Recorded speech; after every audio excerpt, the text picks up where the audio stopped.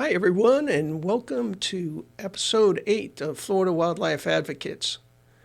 Today, we're very excited to speak with Mike Myjak of Speak Up Titusville. If you remember in our last episode, we were talking to Commissioner Nicole Wilson, about the right to clean water charter amendment that was passed in Orange County. Following that in 2020, the citizens of Titusville got together and said, why don't we try doing that into our charter? And they got together. It's extremely the definition of grassroots democracy. They got together, and we're going to find out what happened and the trials and tribulations that they've been through just to get clean water in Titusville. So without further ado, I'd like for everyone to meet Mike Myjak. Hey, Mike. Hello, how are you? Doing well. Now, just to set the stage, I want to kind of open up with a video of one of the problems that Titusville faces that, people say, well, all cities in Florida are having problems. But Titusville in particular was having a tremendous problem, and we're going to go to a little clip that describes what was going on in Titusville. Titusville, Florida. 7.2 million gallons of sewage spilled. Thousands of dead fish, deteriorated water quality. The pipe that failed was located 11 feet underneath a stormwater retention pond, and city workers could not locate who the concrete contractor was in 1998 who installed this pipe. Pop all the fish out? No? Where'd the fish go that were in here? You don't know? What are you popping out? That was December 29th. I went to document dead fish that were reportedly in this pond. And right on live stream video, the city workers lied to me about the dead fish being in that pond. I went to investigate the area because I had received numerous health complaints from the community. People were dealing with headaches, eye infections, nausea, vomiting, and even MRSA infections. Even Erin Brockovich has expressed her disappointment in this incident. We really need to get sewage out of our waterways here in Florida.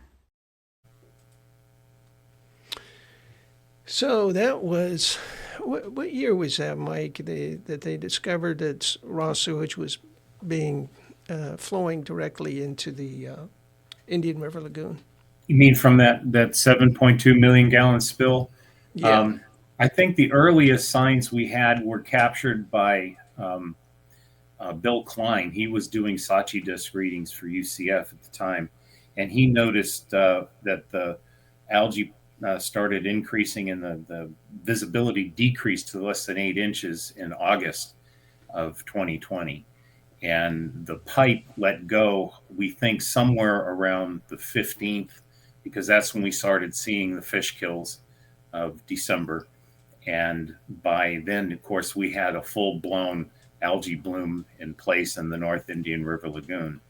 And when it let go, it flushed the two ponds there at Sandpoint Park and started heading straight for the lagoon. It turned out that it was an interesting break and an interesting leak that traced all the way back to the city's own inspectors not following the inspection to make sure that it was done according to plan. Instead of a concrete slab over the pipe, the contractor had poured concrete on top of it, and the weight of that concrete is what caused the pipe to eventually bend and break, cavitate underneath, and fail. And so that's how we ended up with a broken pipe and on a huge force main going to our sewage plant. And of course, you've heard what Stell talked about with the after effects of it. Yeah, and we had Stell on earlier in the month and talking about the problems that she had discovered all around the Indian River Lagoon, and she took such a great interest in that.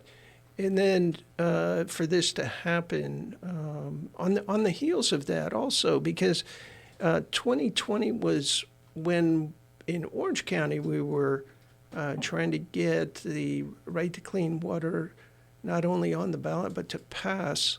And for you to have this kind of open sewage running into the Indian River Lagoon was, you know, a horrific example of how a municipal government can be blind to the damage that they're causing to such a magnificent and significant water body such as the Indian River Lagoon. Now, when you saw this happen and Bill Klein documented it, when was it that you all decided to band together and try to do something through the charter process? Well, we were the city was having a Christmas party out at the park, and Stan Johnson, who was a former city engineer, caught wind of what was happening, no pun intended, and put up signs that the fountains in the pond were spraying, sewage. But the city wouldn't stop the festivities. They continued with their evening event, and that's when things really started to get hairy, because what I noticed and what several of us in the community noticed was that the city was working to patch the break as fast as they could. But when all was said and done, they weren't responsible for cleaning up what had spilled.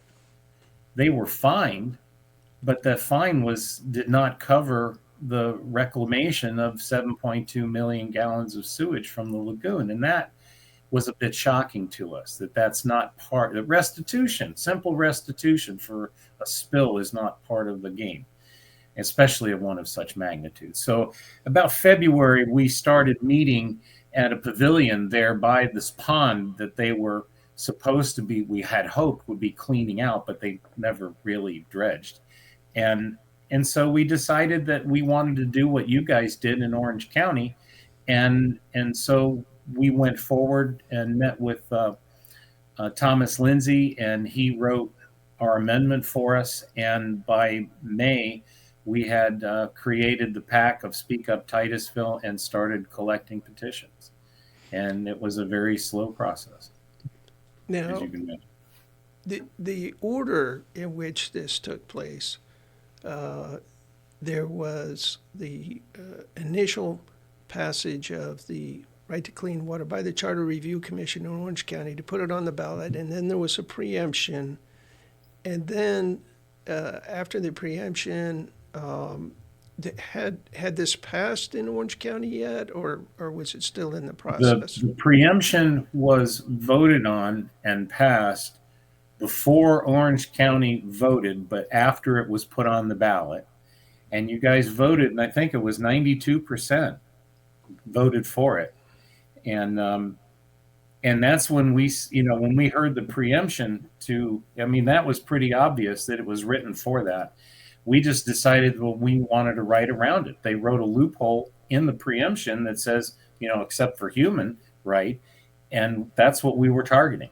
And apparently our appellate court didn't read that decision. They read the 6th DCA decision. And so here we are. Okay. Well, we're going to Getting kind of ahead of slowly, ourselves. yeah, we're going to kind of slowly walk through this because it's not entirely intuitive. No. The whole process, because intuitively you would say, well, the citizens have a right to petition government for redress of grievances, right? I mean, this is something in the federal Constitution. So you use the charter process in Titusville. You got a group together. How many petitions did you have to get signed in order to get this on the ballot? I want to say it was 3765, 10% of the electorate in the previous presidential election. And we had about a dozen people to collect those petitions. So that was a pretty tall lift. And, one of the things when we talk about these numbers of petitions that I think I've run into this before. People go, "Wow, that's nothing. 3,700 petitions." Look at these online petitions. They have 30, 40,000. But in the case of getting these on the ballot, it's got to be a physical 8.5 by 11 piece of paper that's signed by a registered voter in Titusville. Isn't that correct? Yep, and it has to have all of their voter registration information listed on the petition itself. And that's the first walk away. People don't want to necessarily, they think, well, I'm giving you away some private information, but it's already public if you're a registered voter, because we have a CD with all of that information. All we need is their signature and their date of birth or their voter ID. We can even help them populate the rest of the form, but it all has to be done in ink and signed, and then that has to be submitted to the supervisor of elections. The signatures have to match. It's a very tedious process, and it takes a team of people to process when you're talking about 4,000. I mean, that we're talking like a case of paper, and you've got to validate every single one of them. And so does the supervisor of elections. So, yeah, it's not a simple thing at all. Not at all. Especially when you're confined to just registered voters in Titusville, right? Yep. So it's not like a statewide petition, and it's not an online kind of thing. It's nothing that you could sign with, an electronic signature. You have to use a pen. That's right. Old-fashioned way, and it's still intentionally that way, I think, to make it slow and hard and difficult to succeed. And if I remember correctly, is this in 2020 when you started collecting petitions? Yeah, we started in probably June, I would say late May, June of 2020. And we had to finish by June of 2022. I think it was June 9th. And then they gave us a reprieve of another 3 weeks. And we got it over the finish line by about 10%. And they reject about 15% of the ones that you turn in. We didn't even talk about that. They don't like the signature or something. And they'll about a 10 to 15% reject rate. And that's after we've proofed them. So, yeah, it's a tough process, and a lot of people giving a lot of time. Volunteers there's nobody's paid to do this.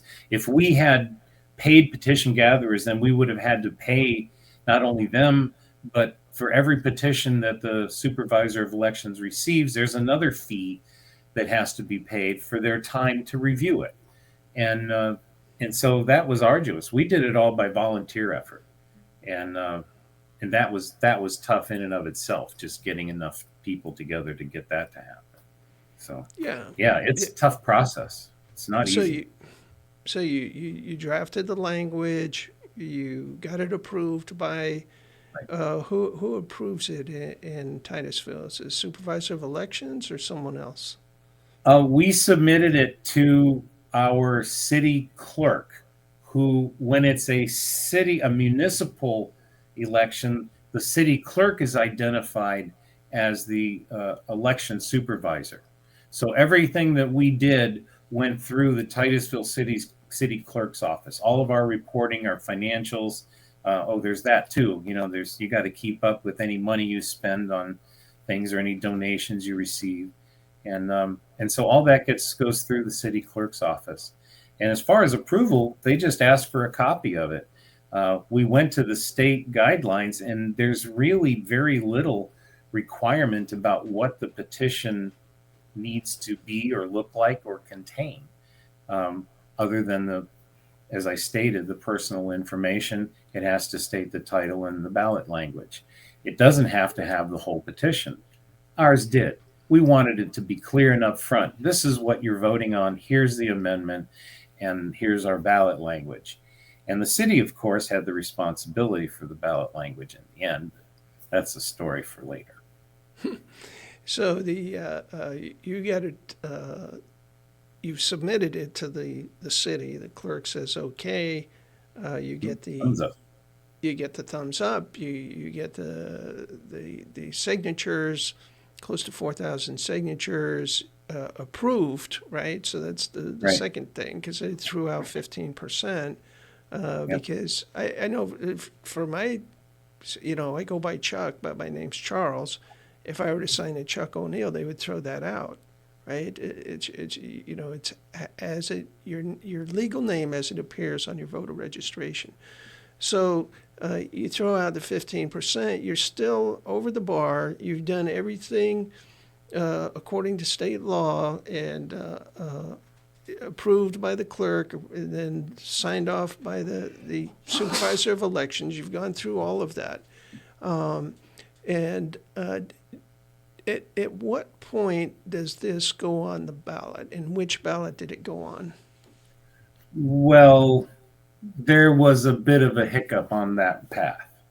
You would think that if you met your due process burden of proof and got all the I's dotted and T's crossed, supervisor of elections writes a letter to the Titusville city and says, okay, we need to put this, they have met their burden. The city has to give the direction to put it on the ballot. Instead, they filed suit against us to keep it from going on the ballot. To keep it from And going we on the met ballot. with Judge Freeland in August 9th of 2022 because the date that it had to be posted by the SOE so they could go to print was less than a week, 6 days later. And he said that this would have violated our right to due process. We did everything we were supposed to do, and the city really didn't have a valid complaint for keeping it off the ballot. Mm-hmm. But on the fact that it would violate our due process, he threw it back at them. They immediately voted to put it on the ballot with our ballot language and ballot summary. They never tried to teach the people about it. They never tried to work with us about it. In fact, we tried to work with them for months beforehand to find out what their complaints were, how we could fix it to make it work with the city. But they didn't want to hear any of that. Instead, they just took us to court and sued us. And when they lost, it went on the ballot, and we won with 82.57% of the vote. Okay, let's November. Let's get a little taste of the city council there in Titusville. Charter of Titusville deems that so when you put your hand on that Bible. November of 2022, this board did not certify the election. 3 times judges have told you there is nothing wrong with the amendment, that the language was correct, and that it is not preempted by the state. Language on the ballot was your responsibility to write it and have it there. You tried to take that right away from them. That's an insult as well to the people of Titusville. And stop suing our citizens. If you don't, we'll go to the Supreme Court. We'll take it to the nation. So this will pass. The only people that have anything to fear are those that are polluting. Is the city a polluter? Move to dismiss the current appeal related to the right to clean water and direct the city attorney to prepare the necessary documents to incorporate the right to clean water into the city charter as authorized by the voters. There's a motion. Is there a second? Seeing no second, the motion fails. So, Mike, the city refuses at this point to, even though it's gone to the ballot, it's gone to the voters, it's passed by a tremendous margin. They refuse to put it in the charter. Is that correct? Yes, that's correct. And not only did they refuse to put it in the charter, the city spends city assets to actually sue your group, right? That's correct.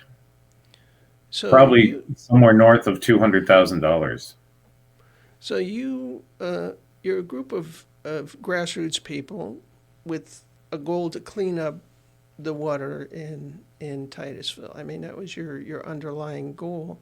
Right. You go through this state statute process that's inscribed in state law. You go to the clerk, you say, here's what we'd like to put on the ballot. The clerk says, fine. You collect all the petitions. The supervisor of elections says, you've done it. You've met the burden. It goes on the ballot.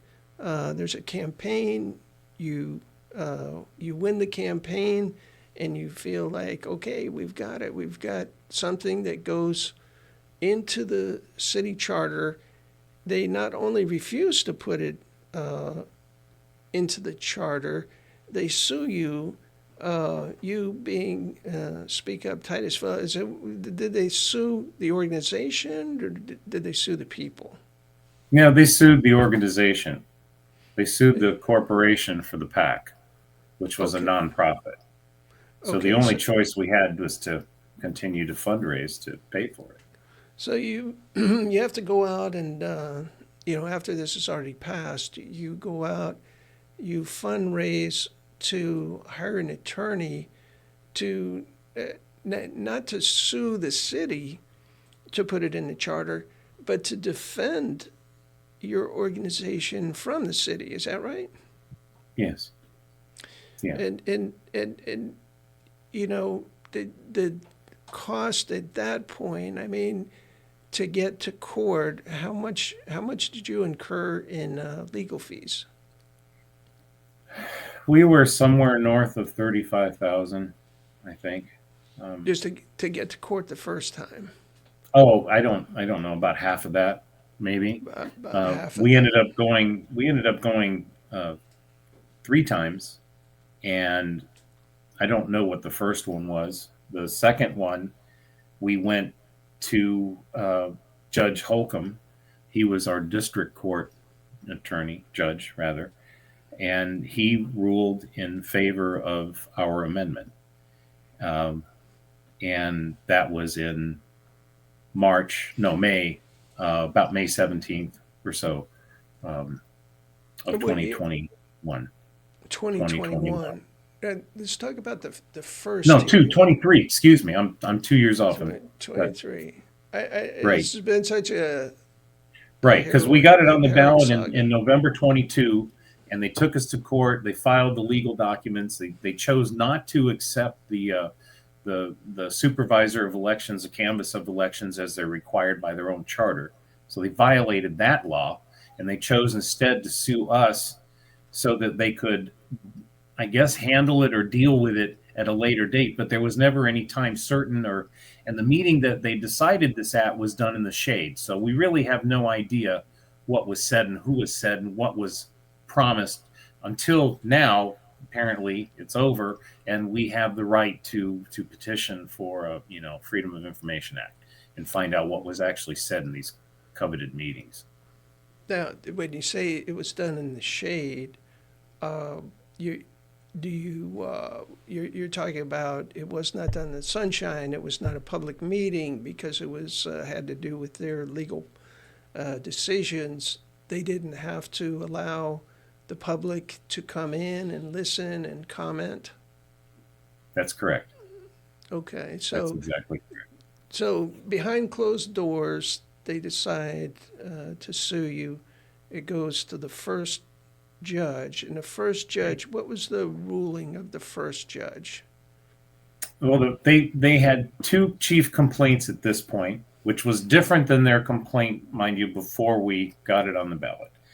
The first complaint was that the ballot language was insufficient and unsatisfactory. It didn't explain the full measure of the ballot. We used 43 words, and they said we should have used all 75. And Judge Holcomb ruled that it's not necessary for the ballot summary to be a complete definition of what the ballot measure does. The whole point of a summary is a summary. And he stated that our summary, if it was read by anyone of legal voting age with all their faculties intact, would understand the meaning of the right to clean water ballot language. That's basically what he ruled. And then the second part of it was that we violated this state preemption law. And Judge Holcomb said clearly that we did not. The Now one you're thing talking that Judge about- Holcomb, You're talking about the second judge then? the first judge said, Judge Holcomb was in May of 2023. We had our first ruling on the merits of the law. And Judge Holcomb in both cases ruled for Speak Up Titusville and against the city. The city asked for a rehearing. The rehearing was handled by Judge Polk. First, they had to have a hearing to have a rehearing, and that cost money. And then we went and had the rehearing in November of 2023. And on November 19th, Judge Polk ruled in our favor again, affirming what Judge Holcomb had said before. Then we get to December, and the city council decides to have a meeting in the open with the attorney and that they hired from Tallahassee. And he's telling them we should go to the appellate court and we're going to try it on exactly the same thing we tried before, and we will win. And we thought that was silly. They've tried it twice and they've lost with two separate judges. Why would this be any different? And well, that's what judge shopping's all about, I guess. And the appellate court decided a year later, in September, we did our oral arguments, and they decided the day after Christmas that no, we don't have a right to clean water in Florida. So the third time that you went to court, was that in the District Court of Appeals? Yes, the Fifth District Court of Appeals, yes. Fifth District Court of Appeals, and the Yes. Fifth District Court of Appeals said that contrary to the two prior rulings, that this wording that you had, that your group, with help, had designed specifically to get around the preemption, to not trigger the preemption, that it indeed, the District Court of Appeals ruled that you did violate the preemption. And what was their basis for that? Well, they didn't provide one. That's the real problem. I mean, they complained that we used similar language to what was used in the Sixth District Court ruling. In fact, it looks like they just summarized the Sixth District Court ruling and said, well, since we use the same clause that, water is to flow, be free of pollution and exist on that since that quote unquote did not exist explicitly in the Constitution or in state law, that therefore we were not justified in writing what we wrote. We could not call it valid. And I think they misapprehended the whole amendment. They overlooked the native aspect that it requires a human being to bring this lawsuit, not the name of a body of water. It's not a right of nature. It's the human right to bring this forward. And I don't know. Richard doesn't think that the Supreme Court's going to be that amenable to it either. But I don't know where else we could go with it, quite frankly. Yeah, Other than make a state amendment. We were fortunate earlier to have Commissioner Nicole Wilson, who's a big proponent of the right to clean water in Orange County on. And I asked her point blank, this right to even be a citizen and have water not polluted, isn't that part of the Natural Resources Clause of the Florida Constitution that says that it'll be the policy of the state to conserve and protect the natural resources of the state, right? And she said, absolutely, this is covered by the Constitution. And one of the things that the preemption said was you can't do anything that's not covered by the Constitution. So, here we have a county commissioner says, look, the Constitution explicitly says that what you're doing is covered. and it falls under the cover of the Florida Constitution. But the 5th District Court of Appeals says no.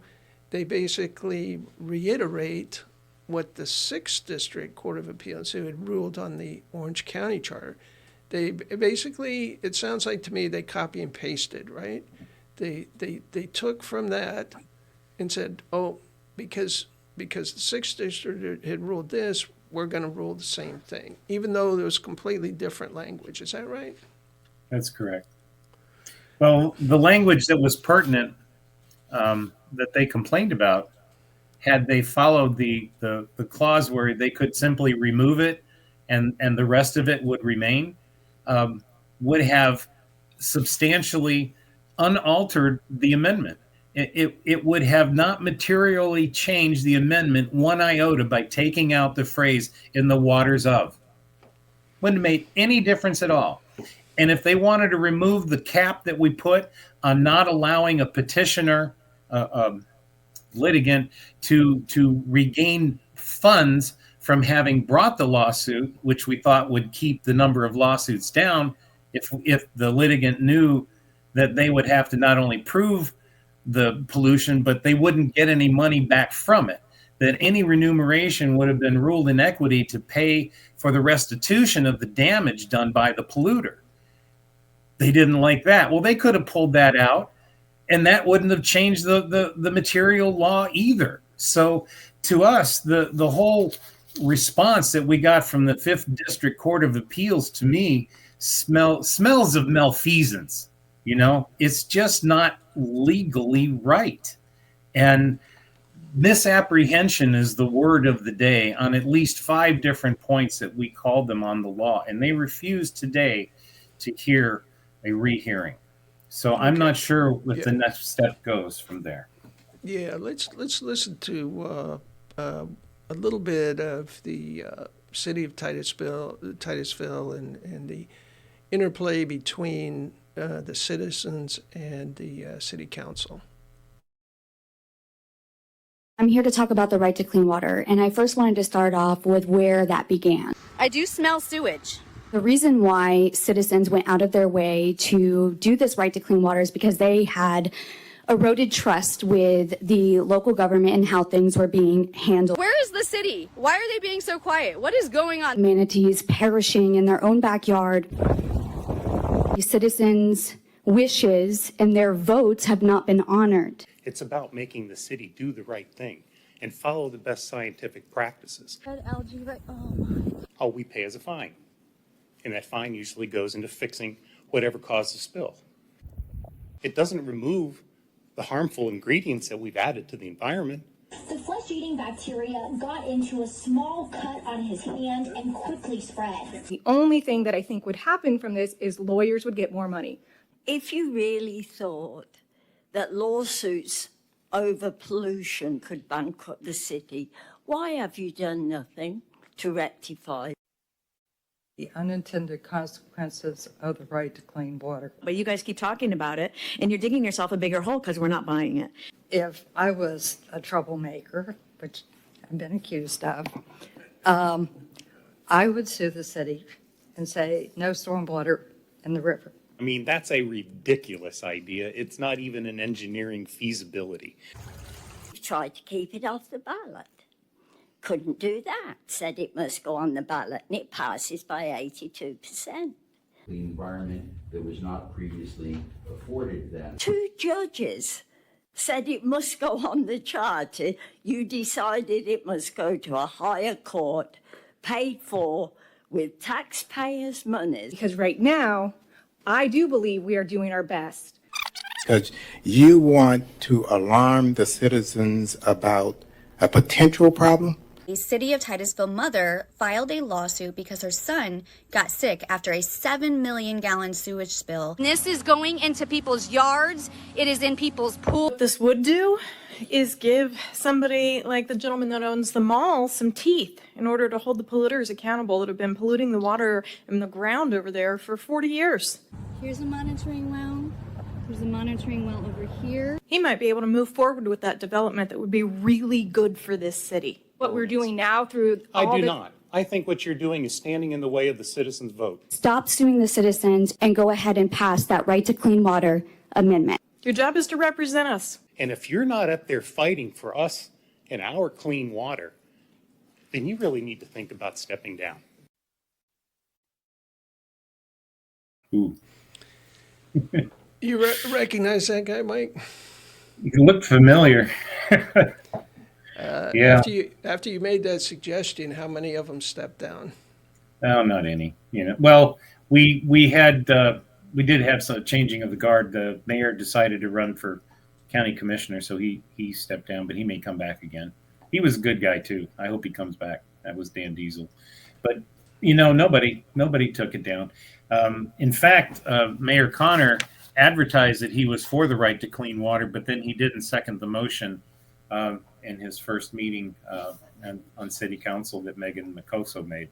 So, I don't know. I don't understand the logic behind people against clean water. It's a very simple process of prognosis. I mean, water that's free of pollution, right? And we can use the state's definition of pollution.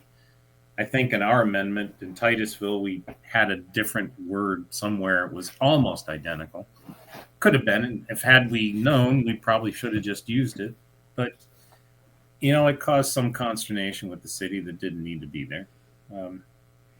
People want clean water, and I think we deserve clean water. And I think the problem is twofold. One, we have very good laws against pollution in the state of Florida. The problem is the permitting side of things, where you permit pollution to occur. And where we are, that occurrence has overwhelmed the system's ability to accept it. Well, normally you would think in a normal scientific method, you would be monitoring for that sort of thing, and you would have some sort of feedback mechanism that says, oh, this is too much, we need to throttle back. There is none of that for water.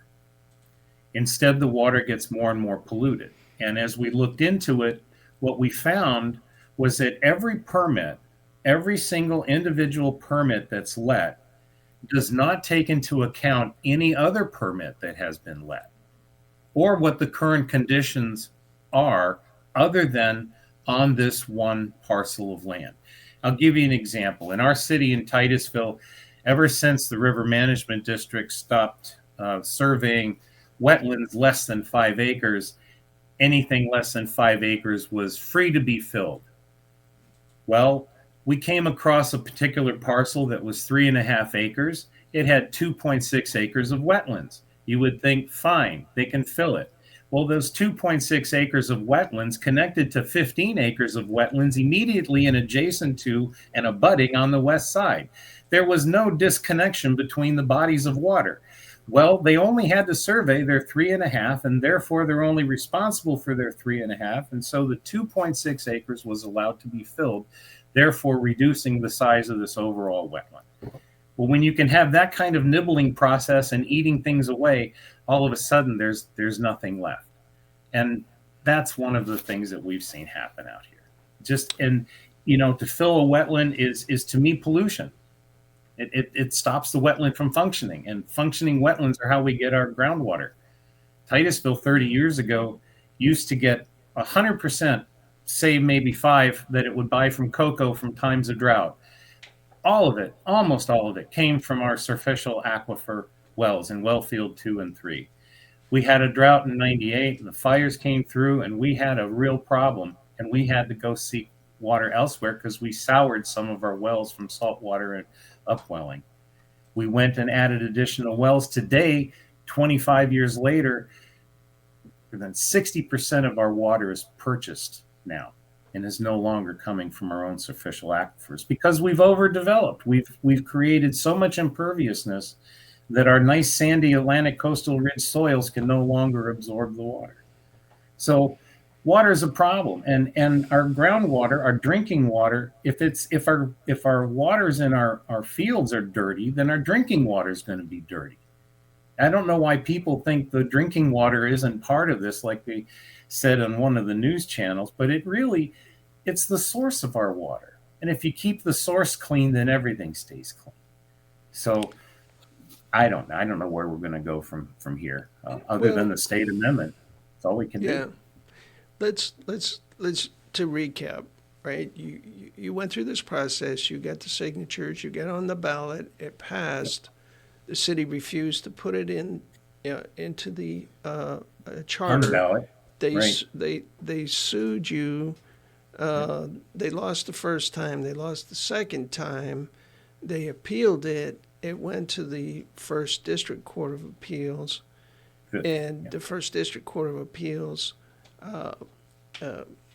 came up with this ruling that you had violated the preemption. One thing that the two prior judges had looked at, right? This was not a new concept, but they had looked at it and they said, no, that this does not violate the preemption, right? Isn't that right? They both looked at it and they both said, no, this doesn't. But, they kicked it up to the Fifth District Court of Appeals. They said it violates the preemption. Well, in relation to your last comment about the drinking water, this is the report after the Fifth District Court of Appeals struck down the right to clean water or upheld Titusville's claim. Let's go to that right now. All new tonight at 11, a state appeals court striking down a voter-approved amendment in Titusville aimed at giving the people who work there the right to clean water. The judge says it conflicts with state law. News 6's Jarrell Baker joins us now. And Jarrell, you spoke with an advocate for the bill earlier today.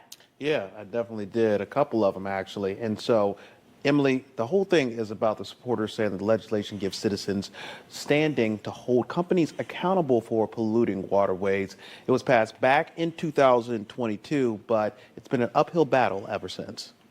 Local environmentalists speaking out after a ruling from a 3-judge panel of the 5th District Court of Appeal this week, rejecting a Titusville right to clean water city charter amendment. So back in 2022, nearly 83% of the vote voted to approve this measure. Did you think 2 years later you would still be working to get this done? Not on your life. Michael Myjak and Tony Schifolo with Speak Up Titusville says the measure would allow citizens to hold businesses and companies polluting Indian River Lagoon, as well as other bodies of water in Titusville, accountable to clean up the mess they created. So we give us standing to actually try and make a change without litigation, but, through negotiation. The ruling siding with the city of Titusville, saying that the measure was preempted by state law. It's as if they decided to not follow the letter of the law that was written in the charter amendment, and instead they cherry-picked what they wanted, and then they found a way to rule how they wanted to. The appeals opinion focusing on the wording in the charter amendment, allowing residents to take legal action in the name of the waters of Titusville. The court says a 2020 state law prevents a local charter from recognizing a legal right to a body of water. But Myjak and Schifolo say the ruling was off target. We wrote our amendment for the human right to clean water. In other words, we have a right for this water here that exists to be free of pollution and to be able to flow and provide a healthy ecosystem and environment for the rest of us to live in. That's what it all boils down to. The local environmentalists say that they plan to respond to the appellate court by January 10th. We believe that the rights of the people to live in a clean and healthy environment outweigh money and pollution. And unfortunately, the court agreed with money and pollution. Now, Schifolo and Myjak say that they're also planning to collect 1 million petitions by the end of next year so they can put a similar state amendment on the 2026 state election ballot. And so this issue really pertains to the local waters in Titusville. Exactly. Not drinking water, but the actual bodies of water. So basically, you can hold companies accountable that willfully pollute that water. They basically can have standing to clean that up. Now, obviously, it's something that is easier said than done. Passed 2 years ago, still fighting the fight to actually implement that. Well, all very interesting. Thanks, Terrell. We'll be sure to keep following that story closely. All right, great reporting. Mike, I wanted to follow up on one of the points that Ms. Schifelo, I believe her name was in this. Yes. She said, look, we're not looking for the right to engage in lawsuits. We're looking for a right to enter into some type of negotiation with polluters where they'll clean up their mess. And that is one of the things that I remember when this was going through the Orange County Charter, and people are saying, oh my goodness, if this passes, there are going to be all sorts of lawsuits.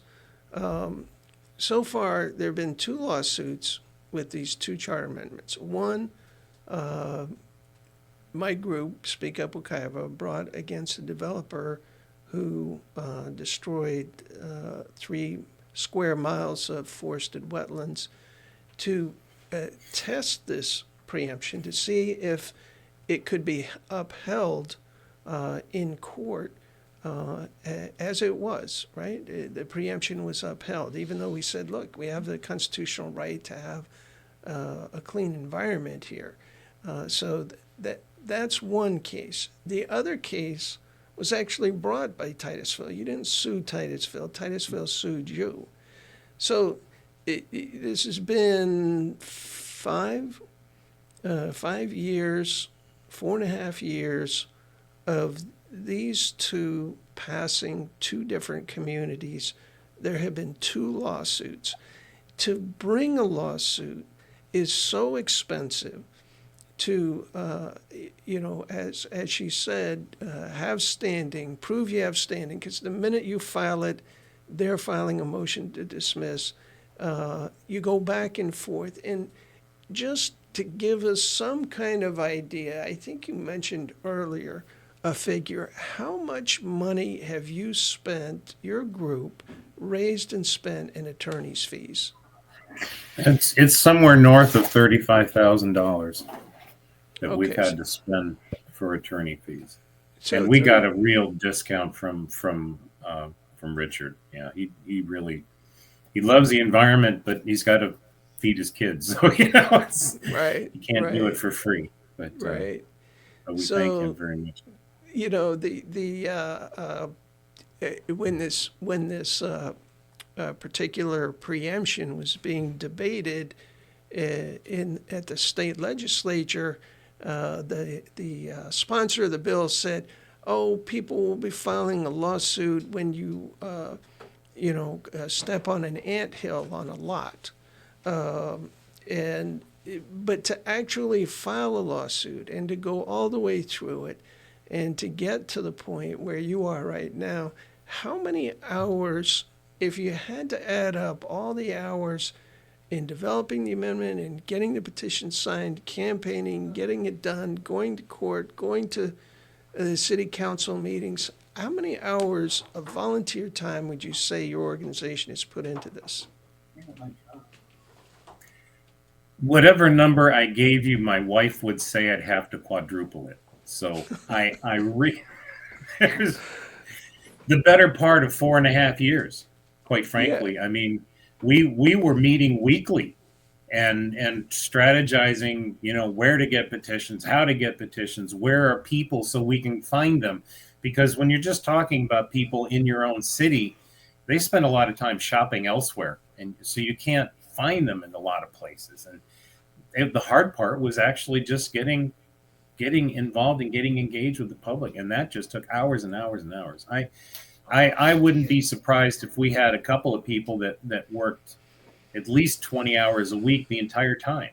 There are as volunteers, and it's all volunteer effort. And it's offensive when people say that we're a special interest, but we think clean water is everybody's special interest. So That's it. It's just an inordinate amount of time. Well, the other thing is you've done everything as it was laid out in state law, in the charter of Titusville, all the government officials, everyone down the line agreed. Now, Titusville, the city of Titusville, apparently is very apprehensive, to put it mildly, about putting this in their charter. Because why? What is their driving purpose in persecuting you guys and suing you guys, et cetera? Why do they not want to put this in their charter? That's been a driving question since the beginning. We really don't have a good answer. We have some speculations and some theories. One was stated by former Vice Mayor Robert Jordan when he said, well, we can't go out and measure the water because if we find something, we have to pay to fix it. Like, we haven't got the budget for it, and that's more important. Not to my children, and not what I'm ingesting, and not to other people's children. And I mean, that was a ridiculous thing for him to say, but that's what they believe. I think if I were to speculate, it has to do with the city's aging infrastructure. Their sewer plant was built somewhere in the 80s, 83 timeframe, and a lot of the old original ductile iron force main pipes that are in and around and under the building structures there for their different treatment facilities are all made out of ductile cast iron, and that's rotting in the salt water. And so we had a break this last weekend, as a matter of fact, that actually started on the 30th of December. It turns out it was one of these old ductile iron pipes that leaked. It was 10 feet down with other things buried on top of it that they had to hand dig to find. They didn't start looking for it for almost a month. When it finally failed, it turns out, fortunately for us, that it was the output side of the biological treatment center for their reclaimed water. So it was mostly treated water. It had maybe 6-7% nitrogen, nearly zero phosphorus, but it's still fresh water on the ground going into the lagoon and elsewhere, and they don't report these as leaks because they contain them with little dams. This break is just a symptom, and it was fortunate there was another contractor already on site working another problem, and he was able to jump on it and close this thing off before it became a real issue and create a workaround. And then, as they've now found, they're going to be replacing this entire pipe. But there are several of these large pipes, and they're not just on the output side of the end product. They are on the blackwater side and the containment field and the settling tanks. And if those start to go, then we will have another catastrophic emergency sewage break, because if that plant shuts down for more than 15 minutes, the only way to deal with it is to put the effluent right into the river. And, to me, an ounce of planning is worth a pound of cure, but we seem to be more in the pound of cure part and not the pre-planning part, because we had this pipe that broke this weekend was due to be replaced 2 years from now. So our scheduling is inadequate. And I think that if I were to put financial dollars to the task, that's what they are most afraid of, is that they don't have necessarily qualified people at all levels in the plant, and they're not operating it at peak efficiency. We seem to be in whack-a-mole mode with, well, here's a break, we jump on it, here's a break, we jump on it, but there's no time to plan to get out of this corrosive heritage stuff. So I don't know. Mike, it sounds to me like when I was in school and taking a course in public policy, and the professor used an analogy. He says it's like a guy hitting himself over the head with a hammer, And his friend says, why you keep hitting yourself over the head with a hammer? And he says, because if I stop, it's going to hurt so much, right? So Titusville is, in this case, the entity hitting itself over the head with a hammer because they keep polluting the Indian River Lagoon. They keep opening themselves up to liability. If they were to just stop and say, okay, there is government money available from the federal government, loans to help communities improve their infrastructure. It's not something that has never been done before. It's been done all over the country.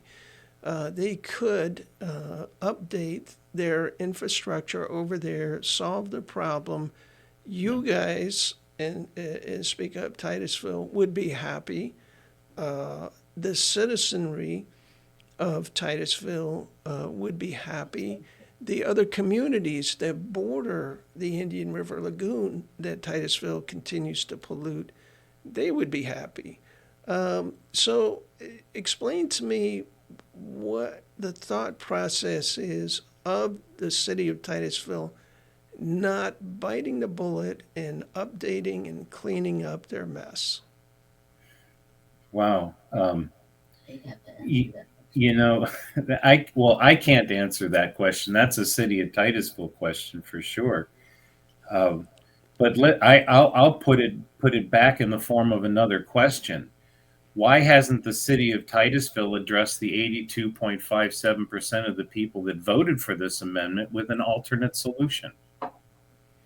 Why is all they're willing to do is fight and not fight against their own citizens? And just to give you a frame of reference, when this Right to Clean Water Charter Amendment passed in Orange County, it passed by a little over 79%.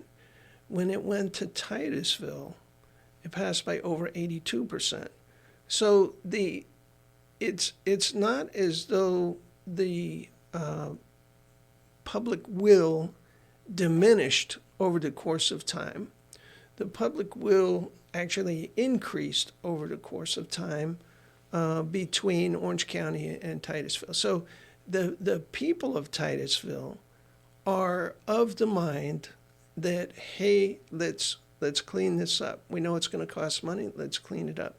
But there are government grants available. There are government loans available to go in and spend this money and to clean up the mess. And I would open this up to any government official from the city of Titusville if they would like to come on this podcast and explain why they don't clean up their mess. Why don't they just borrow the money, clean up the mess, make everybody in the city? They would be heroes, Mike. You guys would carry them on your shoulders through the streets of Titusville. Absolutely. If they decided to do it, right? I mean, yep.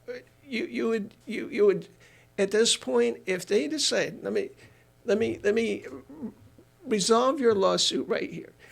If they were to say, okay, you guys convinced us, we've got to do this, we're going to clean it up, and they actually do it, they get started doing it at least, you guys would walk away happy, right? I mean, that was the whole point of this exercise, was to force the hands of the city of Titusville to clean up their mess, right? Wasn't that the point in the beginning? Well, it was the I've been living there since '89, and I've been visiting the area since the '70s, and I recall, actually even in the '60s, and I recall things like small-toothed sawfish and green turtles and schools of mullet that would swim by that would take 20 minutes to get past the dock, That's not there anymore. That has been diminishing year by year, decade by decade.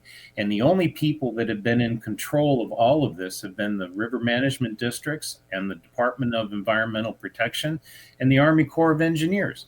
Those are the people for the last 60 years that have been letting all the permits to pollute that get around all the wonderfully good laws that we have to create this mess that we're living in. It's just that simple. You can point right back to where the problem occurs.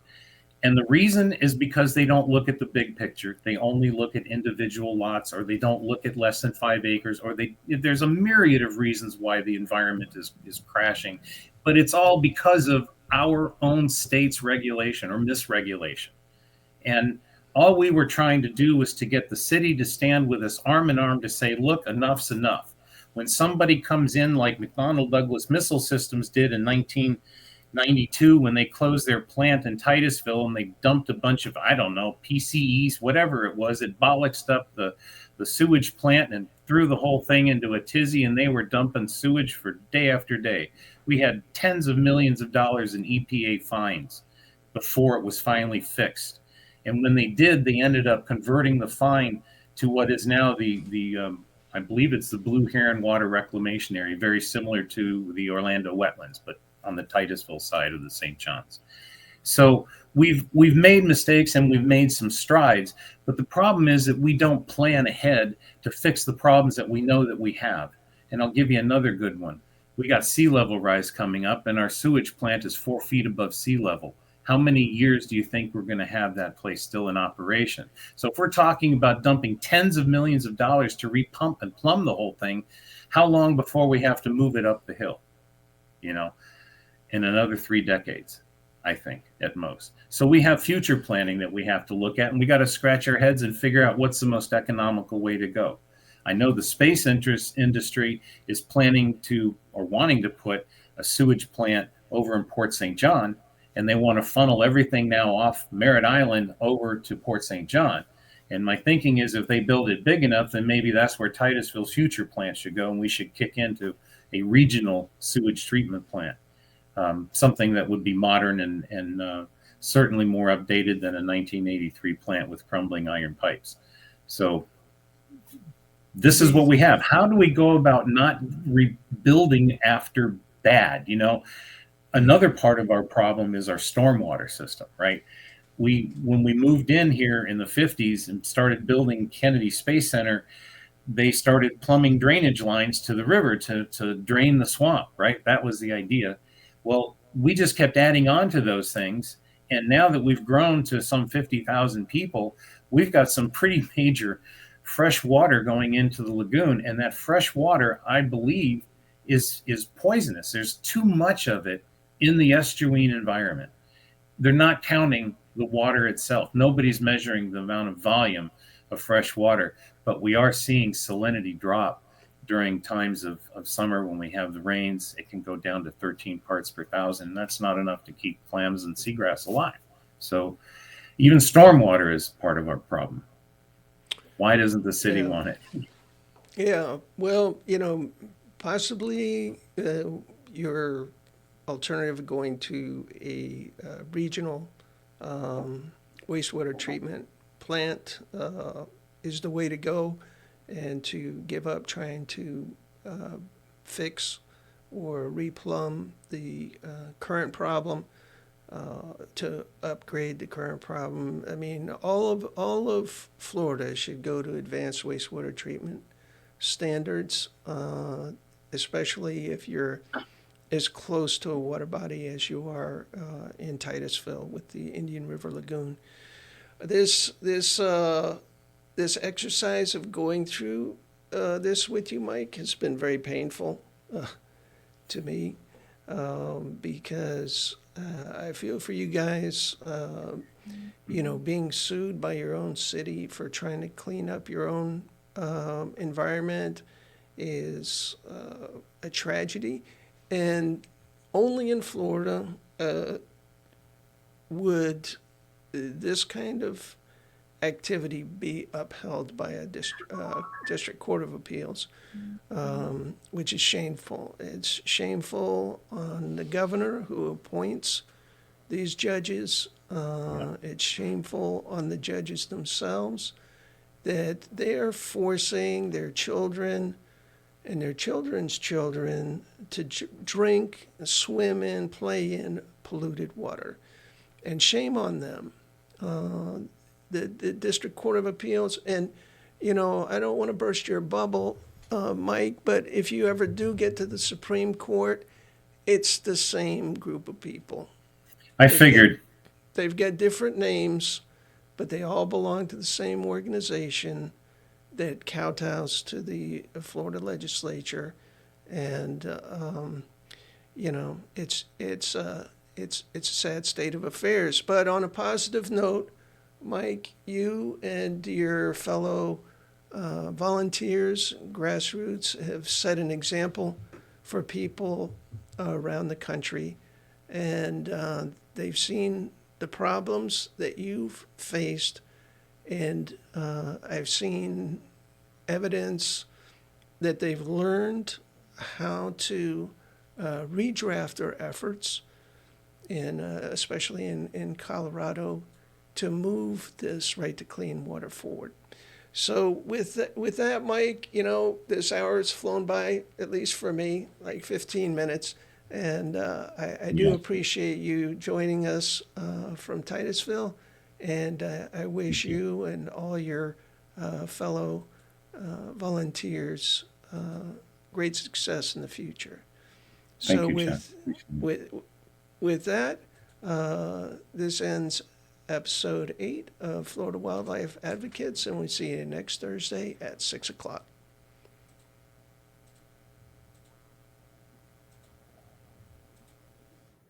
There. It was very good, baby.